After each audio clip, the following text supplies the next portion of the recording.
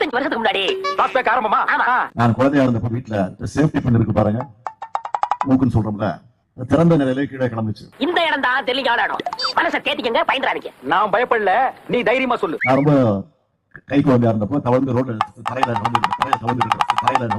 தவழ்ந்து இருக்கிறப்போ அந்த ஊக்கு எடுத்து விழுங்கிட்டேன். அது திறந்த நிலையில ஒரே கூடி நின்னு அதிசயமா என்ன வேடிக்கை பார்த்தாங்க. கலைஞரவர்கள் எக்கைய விழுங்கிட்டு உயிரோட இருக்கான். அதனாலதான் எக்கு உள்ளம் கொண்ட ஸ்டாலின் பேரை தலைவர் கலைஞர் அவர்கள் சூட்ட வேண்டும் என்று அப்பவே முடிவு பண்ணார். இந்த காரி மூஞ்ச கதையெல்லாம் ஒரு காவிய கதை மாதிரி வந்து சொல்லி அங்க டைம் வேஸ்ட் பண்ணுகிறேன். போட மரியாதையா.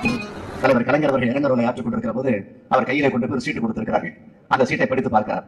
அதிலே உங்களுக்கு ஆண்மகன் பிறந்திருக்கிறான், உங்களுக்கு மகன் பிறந்திருக்கிறான் சொன்ன போது அதை படித்து பார்த்த தலைவர் கலைஞர் அவர்கள் அதே மேடையில இது ஸ்டாலினுடைய இளைஞர் கூட்டமாக இருக்கிற காரணத்தால் எனக்கு பிறந்திருக்கக்கூடிய மகனுக்கு ஸ்டாலின் என்று பெயர் சூட்டுகிறேன் என்று அந்த மேடையில எக்கைய விழுங்கிட்டு உயிரோட இருக்கான்.